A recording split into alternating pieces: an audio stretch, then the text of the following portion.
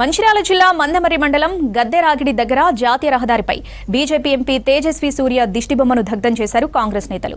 Karnataka BJP MP Tejaswi సూర్య తెలంగాణ ప్రజల ఆత్మగౌరవాన్ని కించపరిచే విధంగా చేసిన అనుచిత వ్యాఖ్యలను తీవ్రంగా ఖండించారు. డీసీసీ అధ్యక్షులు రఘునాథరెడ్డి ఆధ్వర్యంలో కాంగ్రెస్ శ్రేణులు నిరసన చేపట్టారు. బీజేపీ ఎంపీ తేజస్వి సూర్య తెలంగాణ రాష్ట్ర ప్రజలకు వెంటనే క్షమాపణ చెప్పాలని డిమాండ్ చేశారు కాంగ్రెస్ నేతలు.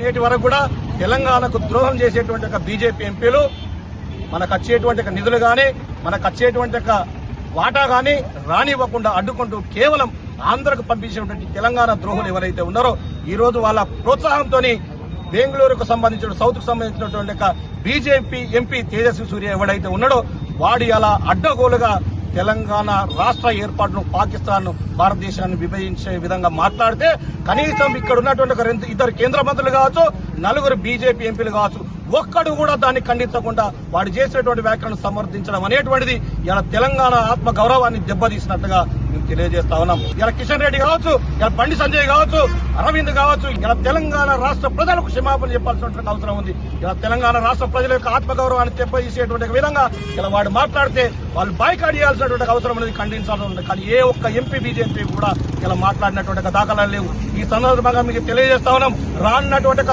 రోజుల్లో కూడా బీజేపీకి ఎవరైతే తెలంగాణ ద్రోహి బీజేపీ ఉన్నారో ఖచ్చితంగా ప్రజలు బుద్ధి చెప్తున్నారు. విభజనను పాకిస్తాన్ తో పోల్చిన కర్ణాటక ఎంపీ తేజస్వి ఇలాంటి వ్యాఖ్యలు చేయడం తప్పు, వెనక్కి తీసుకోవాలి. అదే కాకుండా బీజేపీ పార్టీ నుంచి వెంటనే సస్పెండ్ చేయాలని డిమాండ్ చేస్తూ ఇలా తెలంగాణ రాష్ట్రం లోపల తెలంగాణ ప్రజలు ఆదరించి మిమ్మల్ని పార్లమెంట్ సభ్యులు పంపిస్తే తెలంగాణ ప్రజల ఆత్మగౌరవాన్ని దెబ్బతీస్తున్నటువంటి ఏదైతే బీజేపీ ఎంపీలు ఉన్నారో వారు చేసినప్పుడు మీరు ప్రాంతీయ పరంగా కొట్లాడాల్సిన బాధ్యత మీ మీద ఉండే.